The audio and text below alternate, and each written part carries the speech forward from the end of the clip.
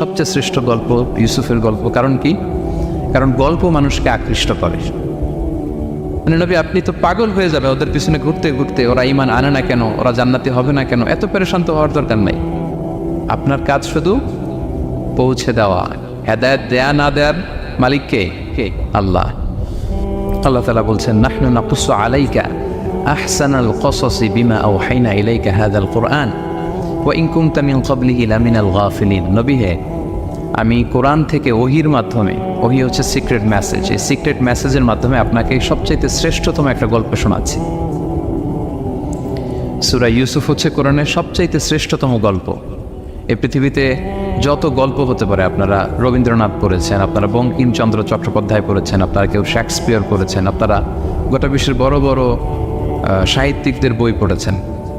যত সাহিত্য হতে পারে, যত স্টোরি হতে পারে, যত গল্প হতে পারে, এমনকি কোরআনের অন্যান্য গল্পগুলোর চেয়েও এটা শ্রেষ্ঠ, অনন্য, অনবদ্য, আনপ্যারালাল। একটা গল্প যে কত নান্দনিক হতে পারে, একটা গল্প কত জীবন্ত হয়ে মানুষের চোখে ধরা পড়তে পারে, সেটা আল্লাহ তাআলা শব্দের, আরবি শব্দের বুননে, ভাষার প্রাঞ্জলতা এই সূরাতে ফুটিয়ে তুলেছেন। এত সুন্দর একটা গল্প। আল্লাহ তাআলা বলছেন আহসানুল কাসাস, মানে সবচাইতে শ্রেষ্ঠ গল্প নবী হে আপনাকে শোনাচ্ছি। গল্পকে আরবিতে বলে কিসসা, এর প্লুরাল হচ্ছে কসস। তো কিসসা বললেই মনে করবেন না যে এটা খারাপ জিনিস। অনেকে বলে আরে উনি তো কোরআন হাদিস দিয়ে কিছু বলে না, খালি কিচ্ছা বলে। কিসসা কিন্তু কোরআনে এসেছে, অনেক নবীর কসস কোরআনে এসেছে। তো সেটা যদি কোরআন থেকে কিচ্ছা হয় বা ঘটনা হয়, স্টোরি টেলিং হয়, দ্যাটস গুড, অ্যাপ্রিসিয়েটেড, রেকমেন্ডেড। তো আল্লাহ গল্প কেন বললেন কোরআনে, এবং শ্রেষ্ঠ গল্প করে আল্লাহ তাআলা স্টেটমেন্ট দিলেন আহসানাল কাসাস, সবচেয়ে শ্রেষ্ঠ গল্প ইউসুফের গল্প। কারণ কি? কারণ গল্প মানুষকে আকৃষ্ট করে। গল্প মানুষকে কি করে? আকৃষ্ট করে। অনেক সময় দেখা যায় যে আমরা যখন তাত্ত্বিক কথা বলি, মানুষ হাই তোলে, কেউ এদিক সেদিক তাকায়, একটা ঝিমনি ভাব। কিন্তু যখন ঘটনা বলি, একটা গল্প যখন শুরু করি, তখন একেবারে নড়ে চড়ে বসে সবাই, মানে কি হইলো দেখি, শেষ পর্যন্ত কোথায় যে ঠেকে। তো এই জন্য আল্লাহ তাআলা মাঝে মাঝে আমাদেরকে গল্প শুনিয়েছেন। ইহুদিদের কাছ থেকে, মদিনা ইহুদিদের কাছ থেকে একটা প্রশ্ন শিখে আসছিল কুরাইশরা। ওই প্রশ্নটা রাসূল সাল্লাল্লাহু করেছিল যে বনি ইসরাইলের, হে মুহাম্মদ, বনি ইসরাইলের লোকেরা তো থাকতো কানাআনে, মানে প্যালেস্টাইনে, তো বনি ইসরাইল মিশরে আসলো কিভাবে? তুমি যদি সত্য নবী হও বলো। আবার কেউ কেউ বলেছিল যে ইউসুফ আলাইহিস সালাম, ইয়াকুব আলাইহিস সালাম, ওনারা থাকতো প্যালেস্টাইন, ওনারা মিশরে আসলো কি করে বলো। আবার সাহাবারা মাঝে মাঝে মক্কায় বলতেন, ইয়া রাসূলুল্লাহ, শুধু জান্নাত জাহান্নামের আয়াত, আখিরাতের আয়াত, তাওহীদ শিরকের আয়াত, এগুলো আমাদেরকে বলা হয়, কোনো ঘটনা কোরআনে বলা হয় না কেন? আমাদেরকে যদি একটা ঘটনা শোনাতেন আমরা ইন্সপায়ার্ড হতাম। এই চাহিদা, এই প্রশ্নগুলোর আলোকে আল্লাহ তাআলা অ্যান্সার হিসেবে সূরা ইউসুফকে নাজিল করেছেন। তাহলে শোনো, আহসানুল কাসাস, একটা গল্প কত মাধুর্যময় হতে পারে শোনো।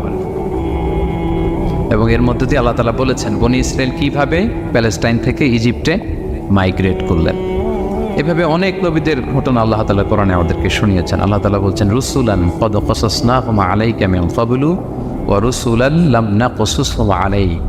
অনেক নবীর ঘটনা হে নবী আপনাকে আমি শুনিয়েছি, আবার অনেক নবীর ঘটনা আমি শোনাইনি।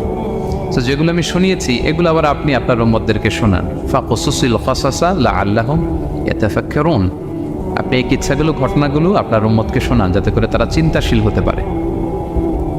তাহলে এটা হচ্ছে ইন্ট্রোডাক্টরি ডিসকাশন, প্রাথমিক কথা, যে গল্প মানুষকে আকৃষ্ট করতে পারে, এজন্য গল্প মানুষের মনে দাগ কাটে, এবং একটা গল্প কত পাওয়ারফুল হতে পারে, নান্দনিক হতে পারে, এটা এই সূরার মধ্য দিয়ে আল্লাহ তাআলা আমাদেরকে বুঝিয়েছেন। আমরা কিন্তু প্রায় মহামানবদের গল্প শোনাই, সফল মানুষদের গল্প শোনাই। মিডিয়াতে মাঝে মাঝে দেখবেন যে কিছু প্রোগ্রাম করে যে সফল মানুষদের গল্প। এই গল্পগুলো কেন বলে? তাদের সফলতার গল্প শুনলে নিজেরও সফল হতে মনে চায়, মানুষ মোটিভেটেড হয় সফল মানুষের স্টোরি শুনলে। এখানে আপনারা অনেক ব্যবসায়ী আছেন, জীবনের শুরুটা ছিল অনেক কষ্টের, তাই না? একটা সময় পাড়ি দিয়ে এখন very big business magnate in Kuala Lumpur, অনেক বড় ব্যবসায়ী। তা আপনার হিস্ট্রিটা যদি আমাদের সাথে শেয়ার করেন, গল্পটা যদি বলেন, তখন আমরা অনুপ্রাণিত হব। এজন্য আল্লাহ তাআলা কোরআনে আমাদেরকে গল্প শোনান। তো এই সূরা থেকে আমরা কি কি শিখি? প্রথম যে লেসনটা আমরা শিখি সেটা হচ্ছে, যেহেতু আমি একেবারে ক্রিম লেসনগুলো আপনাদের সামনে আনবো, পুরো সূরাটা কভার করা তো সম্ভব হবে না। প্রথম লেসন হচ্ছে সূরাত ইউসুফ থেকে যে স্বপ্ন কারোর সাথে শেয়ার করতে নেই।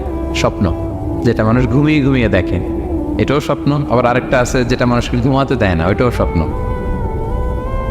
স্বপ্ন যেটা মানুষ ঘুমায় দেখে, এটাও স্বপ্ন। আবার যেটা পাবার আকাঙ্ক্ষা মানুষকে ঘুমাতে দেয় না, ওইটাও কি স্বপ্ন। ওটার ভিশন বলে। এই দুইটার একটাও কারোর সাথে শেয়ার করতে নেই।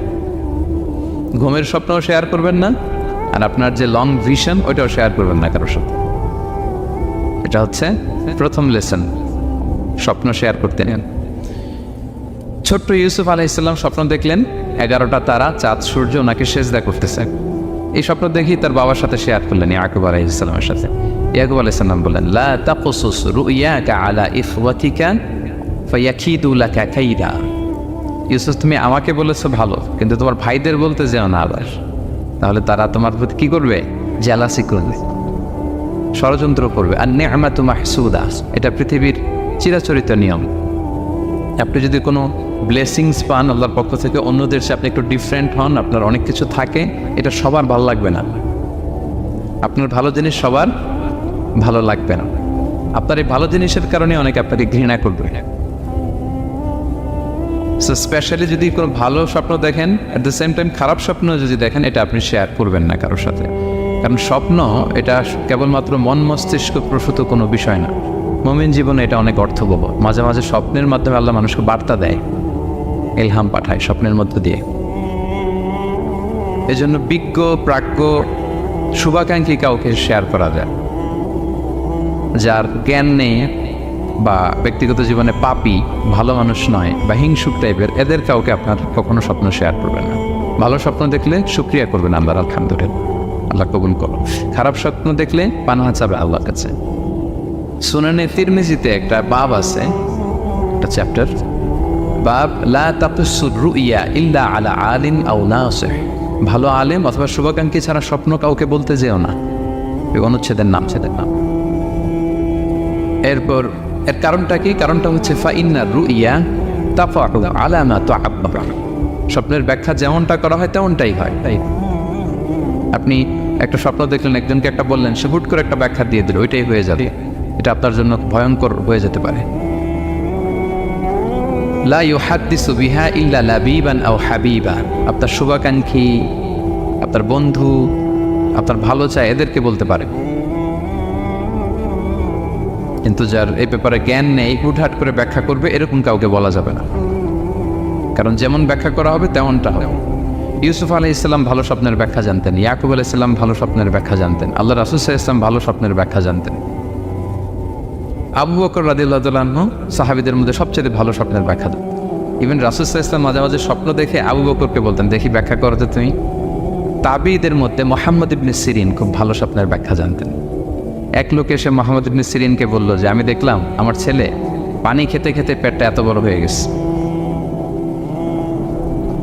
এই একই স্বপ্ন আরেকটা লোকও দেখলো, দেখে এক মূর্খের কাছে জিজ্ঞেস করলো। সে বলল, সর্বনাশ, এত বড় পেট হয়ে গেছে, তোমার ছেলে তো মারা যাবে।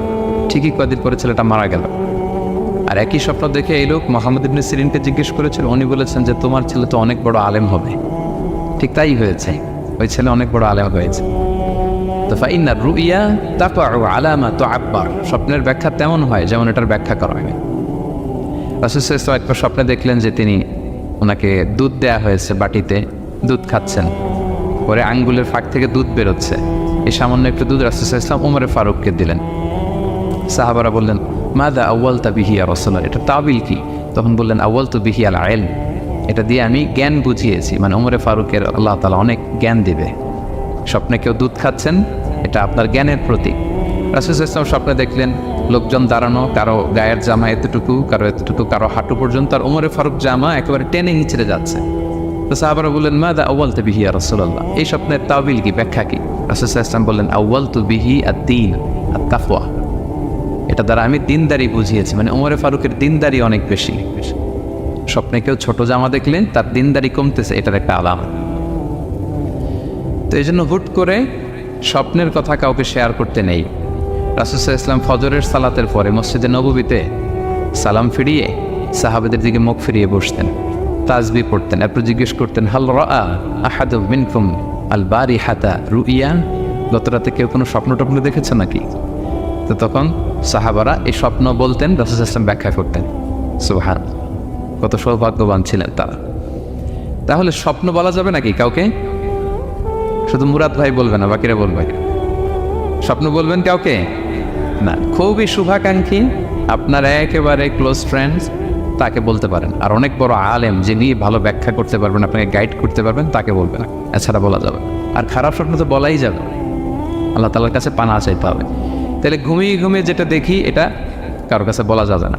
আর যেটা পাওয়ার আকাঙ্ক্ষা মানুষকে ঘুমাতে দেয় না, ওইটাও একটা স্বপ্ন। বলে না যে আমার জীবনের স্বপ্ন আমি এটা করবি, এটাও স্বপ্ন।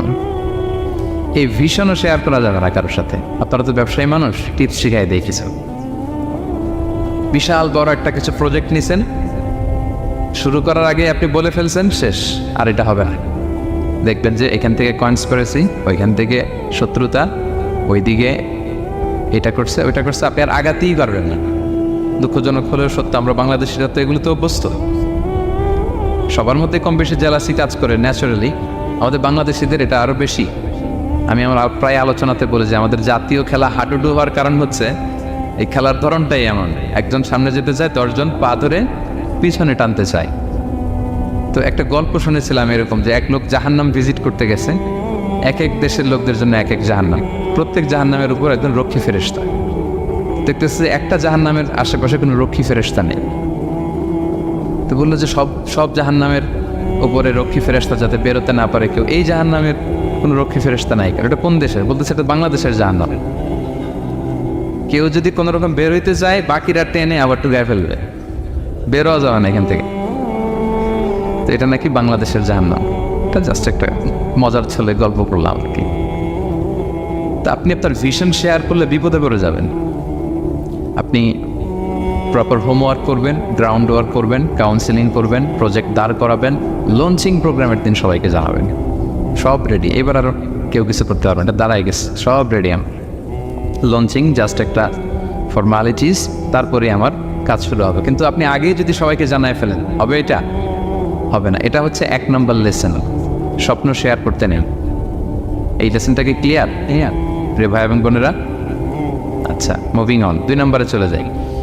সূরা ইউসুফের 2 নম্বর লেসন হচ্ছে চরিত্র হচ্ছে মানব জীবনের সবচেয়ে যে দামি সম্পদ, আপনার ক্যারেক্টার। আমরা ছোটবেলায় পড়েছি না যে when money is lost, nothing is lost, health is lost, something is lost, character is lost, সব শেষ। এটা অনেক দামি সম্পদ। সো এই মোরাল স্ট্যান্ডার্ড বা আপনার এথিক্স, এটাতে কোনো কম্প্রোমাইজ করা যাবে না। চরিত্র শেষ তো সব শেষ। বিশেষ করে যুবক ভাইয়েরা, আপনারা অনেক যুবক আছেন এখানে দেখতে পাচ্ছি। এই চারিত্রিক উন্নত চরিত্র, এটা আল্লাহ তাআলার কাছে অত্যন্ত প্রিয়। এবং যারা চরিত্র হেফাজত করতে চায়, যে যুবক, আল্লাহ তাআলা তাদেরকে সাহায্য করা নিজের জন্য অবধারিত করেছেন, তাকে হেল্প করা, যে নিজের চরিত্র বাঁচাতে চায়। রাসূল সাল্লাল্লাহু আলাইহি ওয়াসাল্লাম বলেছেন, সালাসাতুন হাক্কুন আলাল্লাহি আউনুহুম, 3 শ্রেণীর ব্যক্তিকে সাহায্য করা আল্লাহ নিজের উপর আবশ্যক করেছেন। এর মধ্যে এক শ্রেণী হচ্ছে ওয়ান্নাকিহ আল্লাযী ইউরিদুল আফাফ, এমন যুবক যে বিয়ে করে নিজের চরিত্র হেফাজত করতে চায়। সেম গোস টু ফিমেল, নারীদের ক্ষেত্রেও একই কথা। প্রত্যেকের ক্ষেত্রে, যুবক যুবতী প্রত্যেকের জন্যই তার চরিত্রটা তার জীবনের সবচাইতে দামি সম্পদ। এবং এটা হেফাজতের একমাত্র মাধ্যম হচ্ছে বিয়ে। বিয়ে হচ্ছে আমাদের চরিত্র হেফাজতের রক্ষা কবচ। এবং রাসূল সাল্লাল্লাহু আলাইহি ওয়াসাল্লাম যুবক যুবতীদেরকে উদ্দেশ্য করে বলেছেন যে ইয়া মা'আশারা শাবাব, হে যুবক যুবতীরা, মান ইসতাতা মিনকুমুল বাআতা ফালিয়াতাযাওয়াজ, তোমাদের যাদের সক্ষমতা আছে তোমরা বিয়ে করে ফেলো। টাইমলি ম্যারেজ আমরা সবসময় বলি, সময় মতো করতে হবে।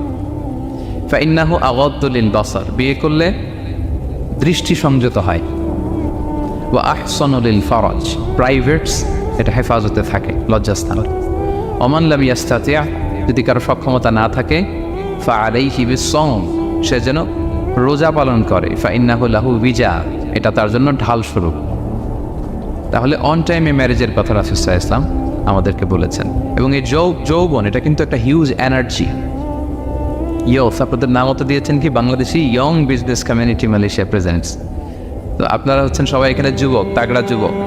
এই যৌবন 5টা প্রশ্নের উত্তর না দিয়ে কিয়ামতের ময়দানে মানুষ পা নাড়াতে পারবে না। এর মধ্যে একটা প্রশ্ন হচ্ছে তোমার জীবনের যে মাহেন্দ্রক্ষণ যৌবন, এটা তুমি কিভাবে কাজে লাগিয়েছো, তোমার ইউথ, এটার ব্যাপারে আপনি জিজ্ঞাসিত হবেন। সো এই যৌবনটা এটা আমাদের কাছে আমানত। এই জন্য রাসূল সাল্লাল্লাহু আলাইহি ওয়াসাল্লাম অসংলগ্ন দৃষ্টিপাত করতে আমাদেরকে নিষেধ করেছেন, দৃষ্টি যাতে আমরা হেফাজত করি। এবং তিনি বলেছেন দুইটা অঙ্গের গ্যারান্টি যদি আমাকে কেউ দেয় যে এই দুই অঙ্গের পাপ কেউ করবে না, আমি নবী তাকে জান্নাতের গ্যারান্টি দেই। মাইয়াতমান লি মা বাইনা লিহিয়াইহি ও মা বাইনা রিজলাইহি আতমান লাহুল জান্নাহ। দুই অঙ্গ কোনটা? দুই চোয়ালের মাঝখানে যেটা থাকে মানে জিহ্বা, আর হচ্ছে দুই পায়ের মাঝখানে যেটা থাকে মানুষের প্রাইভেট। এই দুই অর্গান, দুই অঙ্গের পাপ যদি কেউ করবে না বলে আমি নবীকে গ্যারান্টি দেয়, আমি নবী তাকে জান্নাতের গ্যারান্টি দেয়। এই দুই অঙ্গ দিয়ে বেশি পাপ পায় মানুষের, খেয়াল করে দেখেন, বেশি পাপ পায়। তো এই জন্য ইসলাম বিবাহ বহির্ভূত সকল সম্পর্ককে হারাম করেছে, বিয়েকে হালাল করেছে। বিয়ের মধ্যে প্রশান্তি আছে, প্রাপ্তি আছে, দায়িত্বশীলতা আছে। অনেকে বলে যে আমি লিভ টুগেদার করবো, এখানে ইসলামের এত সমস্যা কেন? আমি আমার সূরা নূরের একটা লাইভ সিরিজ করতেছি, ওখানে বিস্তারিত বলেছি যে এখানে অনেক সমস্যা আছে। আপনি এই বাংলাদেশের পার্সপেক্টিভে যদি বলি, ঢাকা মেডিকেলের ডাস্টবিনে প্রায় নবজাতক বাচ্চা পাওয়া যায়, পত্রিকায় আসে, হয় জীবিত নয় মৃত। তো ওই যে বাচ্চাটা যে আপনি প্রাণ নষ্ট করলেন, এই অধিকার কি আমার আছে? নাই। কারো প্রাণ হরণের অধিকার তো আমার নেই। আর এই বাচ্চাটা যদি জীবিত থাকে, এবার তার লাইফটা দেখেন কীরকম, কত হ্যাসেল। তার কোনো হিস্ট্রি নাই, তার হিস্ট্রি ইজ মিসিং। তার বাবা নাই, তার মা নাই। আমাদের প্রত্যেকের বাবা মা আছে, আমাদের একটা জেনেটিক্যাল ইনহেরিটেন্স আছে। আমার 14 পুরুষের জেনেটিক্যাল অ্যাট্রিবিউটস নিয়ে আমি বড় হয়েছি, আমার হিস্ট্রি আছে, তার হিস্ট্রি মিসিং। আর ইসলাম লিনিয়েজ মানে বংশকে প্রিজার্ভ করাকে খুব গুরুত্ব দেয়, এটা জরুরি। আমি একটা মেয়েকে বিয়ে করবো, ওর বাবাকে দাদাকে না জানলে আমি কীভাবে বুঝবো যে তার হিস্ট্রি কী? একটা ছেলেকে কেউ বিয়ে করবে, তার বাপ দাদা 14 পুরুষ হিস্ট্রি না জানলে, তার গ্রাম নাই, তার নাম নাই, তার পরিচয় নাই। তো এই জন্য ব্যাপারটা যত সহজে আমরা বলি যে লিভ টুগেদার করলে অন্যের সমস্যা কি? মিউচুয়াল কনসেন্ট তো আছে, পারস্পরিক সম্মতির ভিত্তিতে রিলেশন হলে সমস্যা কোথায়? এইখানে সমস্যা। লিনিয়েজ প্রিজার্ভ করা যায় না, তার রাইটস ভায়োলেট হয়। ছোট্ট ছেলে মেয়েরা তাদের মায়ের আদর পাবে, বাবার আদর পাবে, এটা তার অধিকার না? তো যে ছেলেটা ডাস্টবিনে পড়ে রইল, লেটসে কোনো অরফ্যান হাউস তাকে নিয়ে আসলো, এতিমখানা, তো সে কি বাবা মায়ের আদরটা পায়? এই ছোট্ট ছেলে নিজের জামা নিজে ধোয়, নিজের কাপড় চোপড় নিজে গোছায়, তার বাবা নাই, মা নাই। সে বাইরে বেরোলে দেখে অন্যান্য বাচ্চাদেরকে মা বাবা কত আদর করে, তার হিস্ট্রি সে জানে না। কত বড় অপরাধ আপনি করছেন দেখছেন? এই জন্য বিবাহ বহির্ভূত সকল সম্পর্ককে ইসলাম হারাম ঘোষণা করে। বিয়েকে ইসলাম বৈধ করেছে। প্রশান্তি আছে, দায়িত্বশীলতা আছে, সামাজিকতা আছে, সভ্যতা বিনির্মাণের একটা স্ট্রাকচার্ড সিস্টেম আছে। এজন্য বিয়ে বহির্ভূত সম্পর্ক হারাম। আপনারা জানেন যে সুন্দরী জুলাইখা ইউসুফ আলাইহিস সালামকে পাপের প্রস্তাব দিয়েছিল, নিষিদ্ধ প্রেমের প্রস্তাব দিয়েছিল। 7টা দরজা বন্ধ করে ওয়াগাল্লাকাতিল আবওয়াবা ওয়া ক্বালাত হাইতা লাক, 7 দরজা লক করে বলেছিল এসো। আর তখন ইউসুফ আলাইহিস সালাম যে শব্দটা উচ্চারণ করেছিলেন, এটা গোটা বিশ্বের যুবকদের জন্য একটা মহৌষধ। তিনি বলেছিলেন মাআযাল্লাহ, যেটা আমরা বলে অভ্যস্ত, আমরা বলি নাউযু বিল্লাহ, সেম থিং, একই জিনিস। আল্লাহ আমি তোমার কাছে পানাহ চাই। এরকম ইনবক্সে যদি প্রস্তাব আসে, এরকম মেসেজ যদি আসে, পাপের কোনো হাতছানি যদি আসে, আমরা সাথে সাথে কি বলবো? মাআযাল্লাহ। কি বলবো? মাআযাল্লাহ, আল্লাহ এই পাপ থেকে আমি বাঁচতে চাই, আল্লাহ আমি পানাহ চাই। এবং পরে ইউসুফ আলাইহিস সালামকে সে বলেছিল তুমি যদি মেনে না নাও তোমাকে জেলে বন্দী করা হবে, জেলেই পাঠানো হবে। তিনি বলেছিলেন ক্বালা রাব্বিস সিজনু আহাব্বু ইলাইয়া মিম্মা ইয়াদউনানি ইলাই, আল্লাহ যে পাপের দিকে তারা আমায় ডাকে তার চেয়ে জেলখানা আমার জন্য ভালো। তিনি কারাবরণ করেছিলেন, চরিত্র হেফাজতের জন্য কারাবরণ করেছিলেন। তো এই যে বিশুদ্ধ চিত্ত, এই যে চারিত্রিক দৃঢ়তার আর্কিটাইপ, এই ইউসুফ আলাইহিস সালামের এই গল্প গোটা বিশ্বের সকল নওজওয়ানদের জন্য এটা প্রেরণার বাতি হয়। এটা আমাদের জন্য লেসন, ইজ আওয়ার আইকন। তো 2 নম্বর পয়েন্টটা ছিল চরিত্র আমাদের জীবনের সবচেয়ে দামি সম্পদ। প্রিয় ভাই এবং বোনেরা, আমরা সব ছাড়লেও আমাদের চরিত্রের জন্য আমরা নষ্ট না করি। এই পয়েন্টটা ক্লিয়ার সবার কাছে? আচ্ছা, মুভিং অন। 3 নম্বর পয়েন্টস হচ্ছে যারা জীবনে সফল হয়, সফল লোকেরা তারা কখনো কোনো অজুহাত দেয় না বা অজুহাত খোঁজে না। সফল লোকেরা দেখবেন যে এক্সকিউজ দেন। এক্সকিউজ আমাদের, এইটা নাই, এটা হয় নাই, ওইটা হয় নাই, আমার ক্যাপিটাল নাই, এজন্য ব্যবসা করতে পারি না, আমার মামা খালু নাই, এজন্য চাকরি হয় না, দেশে এই সমস্যা, এজন্য আমি দাঁড়াতে পারি না। এগুলো কাদের কথা বলেন তো? ব্যর্থদের কথা। যারা সাকসেসফুল ইন দেয়ার ক্যারিয়ার, জীবনে যারা সফল, এরা কখনো কি দেয় না? এক্সকিউজ দেন, অজুহাত দেয় না। They create their own path, they create their own space. তারা তাদের নিজেদের রাস্তা গড়ে নেয়। রাস্তা আপনাকে কেউ করে দিয়ে যাবে না, আপনার রাস্তাটা আপনাকে করতে হবে।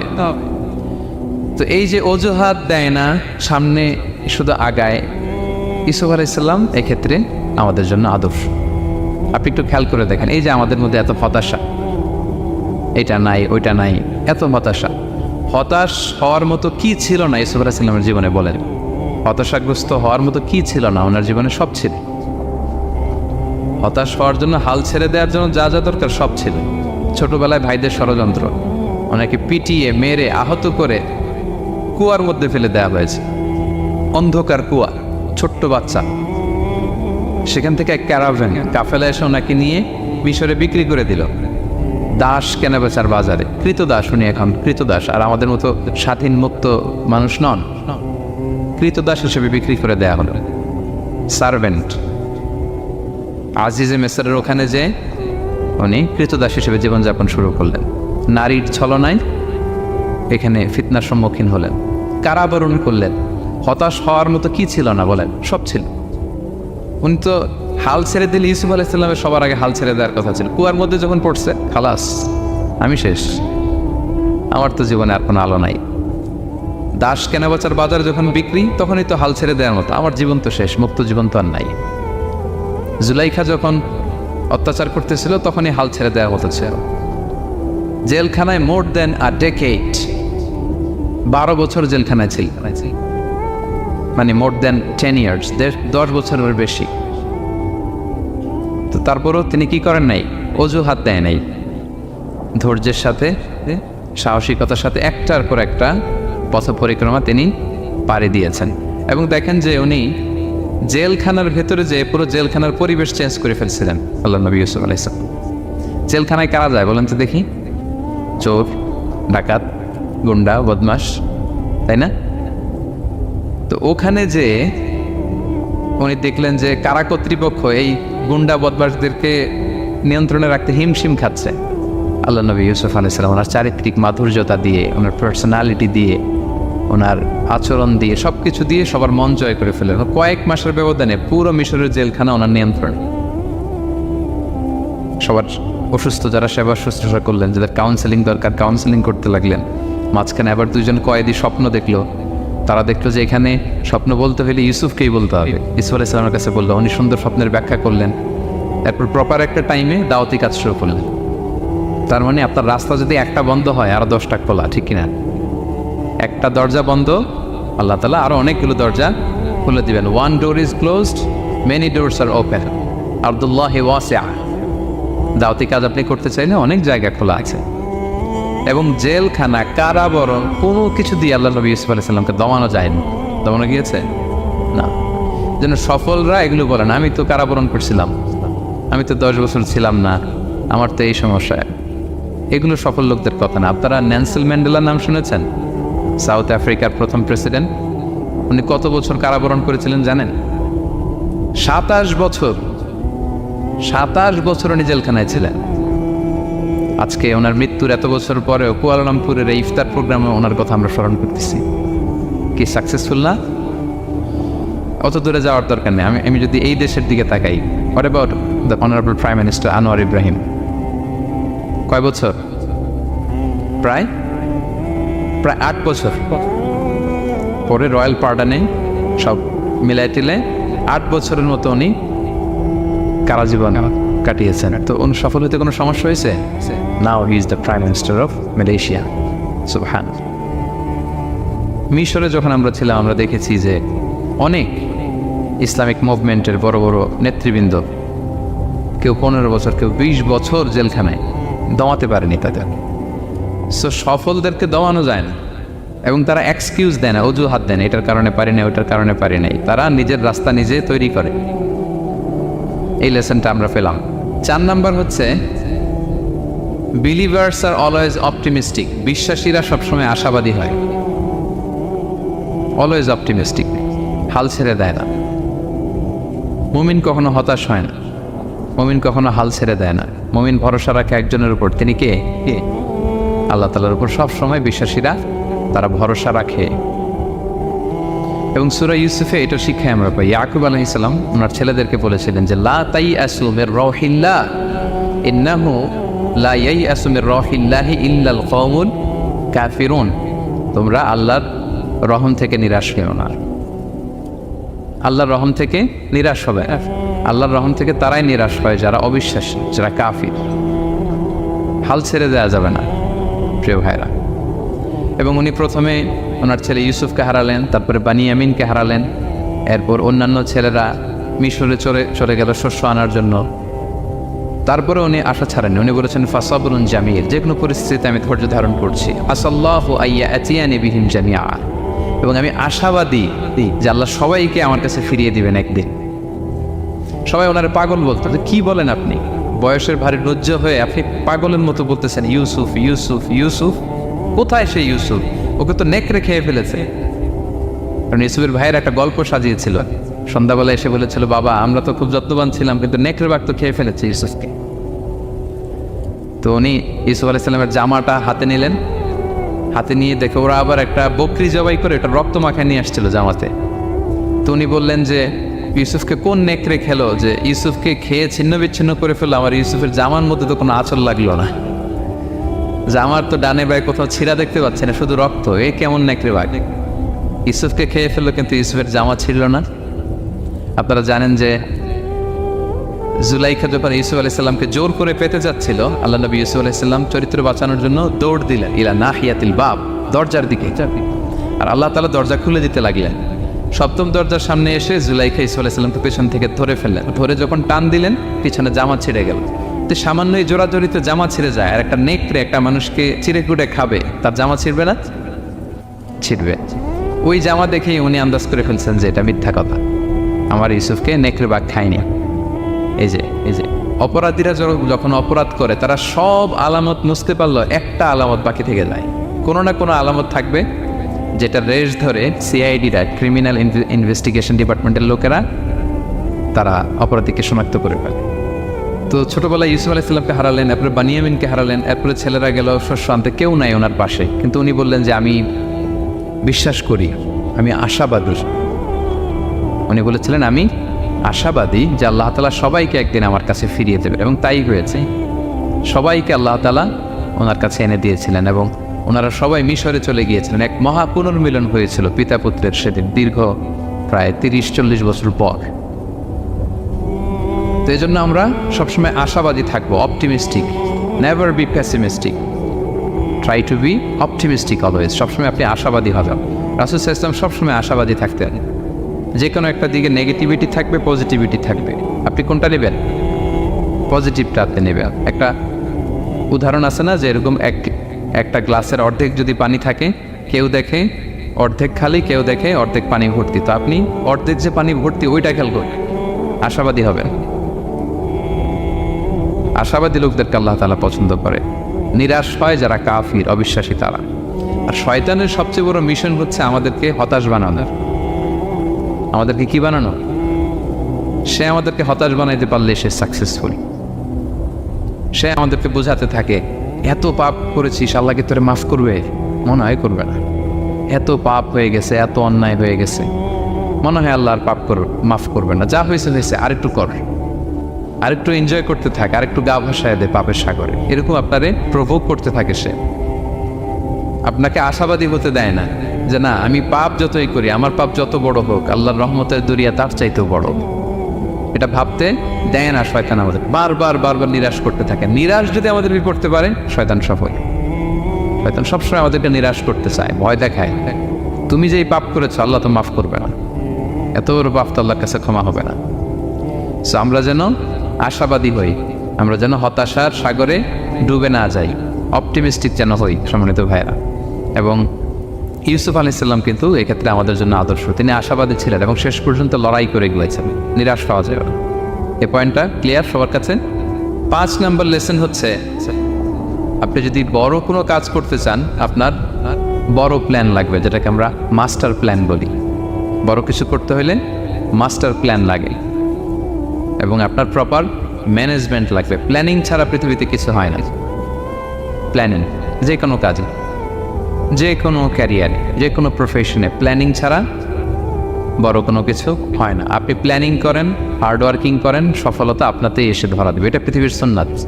আপনি কাজ করবেন না, প্রচেষ্টা করবেন না, আল্লাহর উপর ভরসা করে রাখবেন, আল্লাহ আপনারা বাঁচাবে? বলেন, চেষ্টা করতে হবে। তাওয়াক্কুলের মেকানিজমটা এরকম, আপনি আপনার সর্বোচ্চটুকুন চেষ্টা করবেন, সর্বোচ্চ চেষ্টা করে এরপরে কার উপর ভরসা করবেন? আল্লাহ তাআলার উপর। আপনারা কি জানেন বিষ্ণু ইসলাম যেদিন হিজরত করেছিলেন, ওই দিন বিশ্বনবী মানে কতভাবে নিজেকে আড়াল রাখার চেষ্টা করেছিলেন। বিষ্ণু ইসলাম মাস্ক পরতেন না, কখনো মুখ খোলা থাকতো। ওই দিন মাস্ক করেছিলেন, মানে কাপড় দিয়ে মুখটা ঢেকে।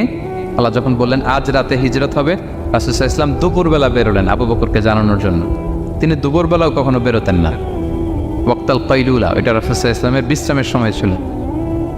বা'দা যাহিরা, জোহরের পরে বিশ্রাম নিতেন। প্রচণ্ড গরম, আরব দেশের লোকেরা বেরোতো না তখন, রাসূল সাল্লাল্লাহু আলাইহি ওয়াসাল্লাম বেরোতেন না। ওই দিন তিনি ওই টাইমে বেরোলেন যাতে কেউ না দেখে, নাম্বার 1। নাম্বার 2, উনি সবসময় খোলা মুখে বেরোন, ওই দিন তিনি মুখ দেখে বেরোলেন যাতে দূর থেকে কেউ দেখলেও একটা গ্ল্যান্সে টের না পায় এটা মুহাম্মদ। নাম্বার 3, আবু বকর রাদিয়াল্লাহু তাআলার কাছে যেয়ে বলেন, আবু বকর যারা ঘরে আছে একটু বের করো, খুব কনফিডেন্সিয়াল একটা কথা। আবু বকর বললেন, ইয়া রাসূলুল্লাহ, এটা তো আপনার পরিবার, মানে বিয়ে হয়ে গেছে অলরেডি আয়েশা রাদিয়াল্লাহু তাআলার সাথে, এখনো সংসার হয়নি, এটা আপনার পরিবার, তারপর আসমা এরা। বলছে আচ্ছা তাহলে ঠিক আছে। আবু বকর বললেন, ইয়া রাসূলুল্লাহ বলে।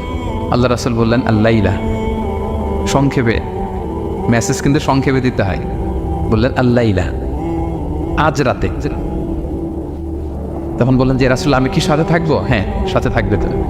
তো আগে ইঙ্গিত পেয়ে অনেক আগেই একটা উটকে আবু বকর রাদিয়াল্লাহু তাআলা আনহু ঘাস খাওয়াচ্ছিলেন, পানি খাওয়াচ্ছিলেন, নাদুস প্রদোষ করছিলেন। তো ওই রাতেই বের হয়ে গেলেন। এবার আবু বকর রাদিয়াল্লাহু তাআলা আনহু কতটুকু প্ল্যান করলেন দেখেন। উনি ওনার ছেলে আব্দুল্লাহকে বললেন, তুমি মক্কার বাজারে আমরা যে মিসিং, আমরা যে নাই, আজকে রাতে তো আমাদেরকে হত্যা করতে আসবে, কে কি বলতেছে এসে এই গারে সাউরে তুমি এসে বলে যাবা। এটা হচ্ছে আবু বকর রাদিয়াল্লাহু আনহুর প্ল্যানিং। এই যে প্ল্যানিং যে কত দরকার, বড় কাজের জন্য যে প্ল্যানিং লাগে। রাসূল সাল্লাল্লাহু আলাইহি ওয়াসাল্লাম প্ল্যান করছে কীভাবে? দুপুরে বেরোয়েছেন, মুখ ঢেকে বেরোয়েছেন, সবার সামনে বলতে চাচ্ছেন না, শর্ট ওয়ার্ড দিয়ে বলে ফেলতেছেন। আবু বকর রাদিয়াল্লাহু তাআলা আনহুর প্ল্যানিং হচ্ছে 2 মাস ঘাস খাওয়ালেন উটকে, উট প্রস্তুত, অর্থ প্রস্তুত, এবং মক্কা থেকে মদিনায় সাওয়াহিলি রোড দিয়ে, অর্থাৎ সাগরের পাশ ঘেঁষে ক্যারাভেন যে রাস্তা ছিল ওই রাস্তায় না, লোকচক্ষুর অন্তরালে আরেক রাস্তায় আমাদেরকে পৌঁছায় দিতে পারবে এরকম একজন গাইড তিনি ভাড়া করে রাখলেন। ছোট্ট ছেলে আব্দুল্লাহকে বললেন, আব্দুল্লাহ আমরা যখন গারে সাউরে 3 দিন থাকবো, তুমি সকালবেলা মদিনার মক্কার বাজারে ঘুরবা, কে কি বলে আমাদের ব্যাপারে, আবু বকর মুহাম্মদ নিয়ে কে কি বলে এসে আমাদেরকে শোনাবা। তো ছোট্ট ছেলে আব্দুল্লাহ যখন এই তথ্য দিয়ে যাবে, আব্দুল্লাহর ফুটপ্রিন্ট থাকবে না, বের হয়ে মরুভূমি দিয়ে হেঁটে গারে সাউর আবার হেঁটে, তো ফুটপ্রিন্ট কেউ ফলো করলে তো সোজা আল্লাহ রাসূল এবং আবু বকরের কাছে পৌঁছে যাবে। উনি প্ল্যান বিও করে রাখলেন যে আব্দুল্লাহ যখন আমাদেরকে ইনফরমেশন পৌঁছে চলে আসবে, তিনি আরেকজনকে ঠিক করে রাখলেন যে তুমি আমার ছাগলগুলো ওই রাস্তায় একটু চড়াবা, তখন ছাগলের ফুটপ্রিন্ট থাকবে। ছোট্ট আব্দুল্লাহর পায়ের যে ছাপ, ফুটপ্রিন্ট ওইটা আর থাকবে না। সুবহানাল্লাহ বিহামদি, কি প্ল্যান! ঠিকই আব্দুল্লাহ যেত, ফুটপ্রিন্ট পড়তো, এরপর তার রাখাল এসে ছাগল চড়াতো ওখানে, ফলে এখন শুধু ছাগল হাঁটার দাগ, ছোট্ট বাচ্চার আর দাগ নেই। এভাবে ওনারা হিজরত করেছেন, এরপরে তাওয়াক্কুল করেছেন আল্লাহর উপর। আর আমরা বলি যা করে আল্লাহ, আল্লাহর উপর তাওয়াক্কুল করলাম, এরকম বলি না? যা হবে হবে, এটা তাওয়াক্কুল হয়েছে? আমরা টিপিক্যাল বাঙালি মুসলমানরা কি বলতাম? আমি আল্লাহর নবী, আমি কাফিরদের নাকের ডগার উপর দিয়ে যাব, দেখি কে ঠেকায়, কার শক্তি বেশি, কুরাইশদের শক্তি বেশি না আল্লাহর শক্তি বেশি। এরকম বলতাম না? যে আমি রাতের বেলায় কেন যাব, আমি দিনের বেলায় আবু জাহেলের নাকের ডগার উপর দিয়ে হেঁটে যাব, দেখি কার শক্তি বেশি, আমার আল্লাহ বড় নাকি আবু জাহেল বড়। এরকম সস্তা কিছু আবেগিক কথা আমরা বলতাম। কিন্তু বিষ্ণু ইসলাম কিরকম প্ল্যানিং করেছেন দেখ, ওনার রোলটা উনি প্লে করেছেন এবং সব শেষে ভরসা করেছেন কার উপর? আল্লাহ তাআলার উপর। তাহলে প্ল্যানিং বড় কাজ করতে হলে আপনাকে প্ল্যানিং লাগবে। উনি কি প্ল্যান করলেন শোনেন। উনি যখন জেলখানায় ছিলেন, রাজা একটা স্বপ্ন দেখলেন যে 7টা গাভী হৃষ্টপুষ্ট, তাদেরকে গিলে খেয়ে ফেলতেছে 7টা জীর্ণ শীর্ণ গাভী, আর 7টা সবুজ গমের শীষ, 7টা শুকনো গমের শীষ। এই অদ্ভুত স্বপ্ন দেখে উনি হয়রান, ঘুম ভেঙে গেল, ডাকলো সবাইকে, কেউ স্বপ্নের ব্যাখ্যা বলতে পারে না। সবাই বলতেছে আদগাস আহলাম, এটা অলিক স্বপ্ন, এর ব্যাখ্যা আমরা জানি না। তখন একজন বলল, রাজার যে সাকিল মালিক, সে বলল একজন আছে জেলখানায় আমার সাথে পরিচয় হয়েছিল, তার নাম ইউসুফ, ও পারবে। ইউসুফ আলাইসাল্লামকে বলা হলো, ইউসুফ আলাইসাল্লাম ব্যাখ্যা দিলেন, 15 বছরের মাস্টার প্ল্যান জানাই দিলেন রাজাকে। কয় বছরের? উনি বললেন যে প্রথম 7 বছর কি করবা, ক্বালা তাজরাউনা সাবআ সিনিনা দাআবা। প্রথম 7 বছর উনি বললেন যে একটা দুর্ভিক্ষ আসছে, ভয়ঙ্কর দুর্ভিক্ষ, ড্রট। এই দুর্ভিক্ষের কারণে গোটা বিশ্বে খাদ্য সংকট দেখা দিবে। নেক্সট 7 ইয়ার্স মিশরের সব জায়গায় কাল্টিভেটেড ল্যান্ড যেগুলো আছে চাষ করতে হবে ইচ্ছে মতো। এই 7 বছর চাষ করতে হবে, খেতে হবে কম, জমায় রাখতে হবে বেশি। এরপরের 7 বছরে কোনো বৃষ্টি হবে না, মারাত্মক দুর্ভিক্ষ, মাটি ফেটে চৌচির, পানি নাই কোথাও। ওই জমিয়ে রাখা প্রথম 7 বছরের খাবার দিয়ে পরের 7 বছর আপনাদেরকে ট্যাকেল দিতে হবে। এরপরে 7-7-14 শেষে 15তম বৎসরে প্রচণ্ড বৃষ্টি হবে, সুজলা সুফলা, শস্য শ্যামলা হয়ে যাবে মিশরের অলি গলি সব কিছু। তাহলে প্ল্যান করলেন, মাস্টার প্ল্যান করলেন কয় বছরের? 15 বছর। রাজা শুনে তো অবাক, বলতেছে সর্বনাশ, এই লোক কোথায় ছিল?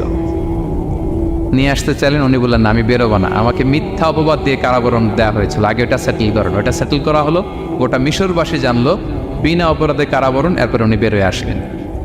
সাথে সাথে রাজা বলল, আপনাকে আমি আমার একেবারে কাছের লোক, ব্যক্তিগত সহকারী বানাবো। উনি বললেন না, এমনি হাফিজুন আমিন, আমি হচ্ছি হাফিজ, যে কোনো জিনিস ভালো প্রিজার্ভ করতে পারি। এই যে আলনি আলা খাজা ইনিল আর্দ, আপনি আমাকে ফিনান্স মিনিস্টার বানান। তার মানে অনেক সময় নিজের ভুল নিজের পেটাতে হয়।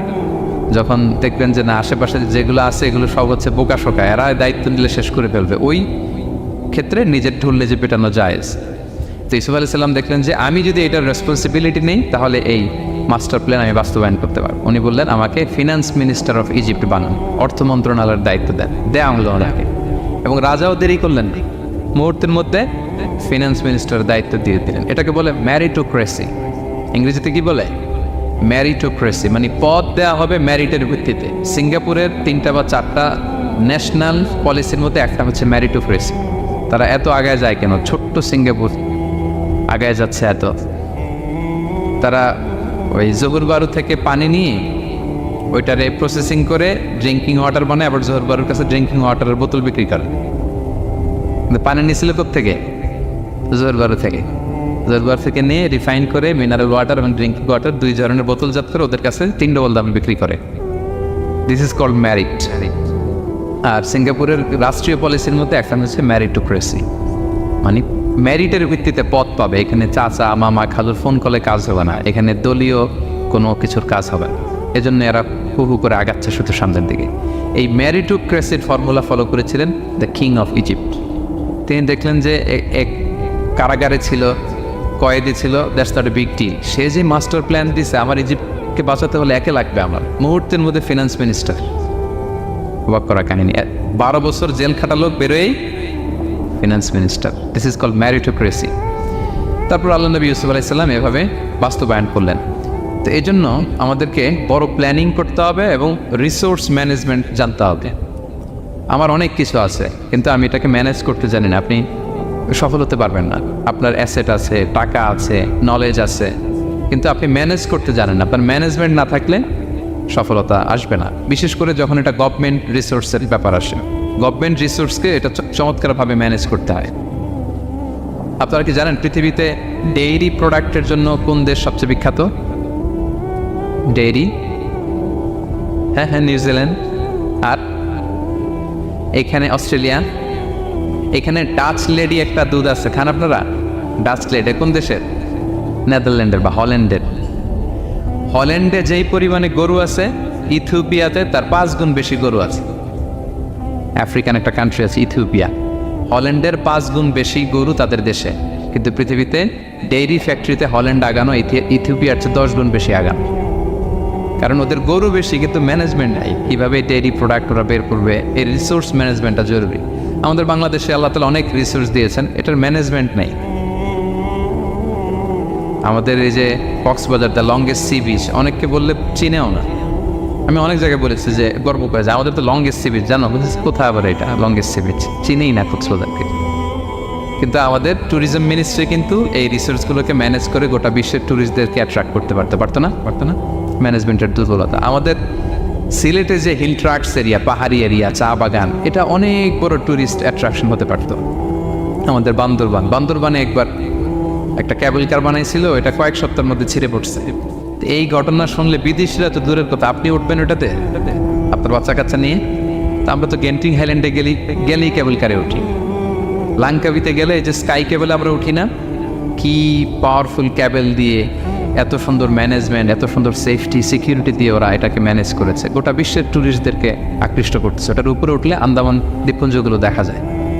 তারা যাবেন লাঙ্কাবির এই কেবল কারে, মালয়েশিয়ার সবচেয়ে উঁচু কেবল কার, স্কাই কেবল ব্রিজ আছে একটা। তো এই যে আমাদেরকে আকৃষ্ট করে এগুলো, কারণ they know how to manage their resources. Government লেভেলে এই রিসোর্স ম্যানেজমেন্টটা জরুরি, যেটা আল্লাহ নবী ইউসুফ আলাইহিস সালাম আমাদের চোখে আঙ্গুল দিয়ে দেখিয়েছেন।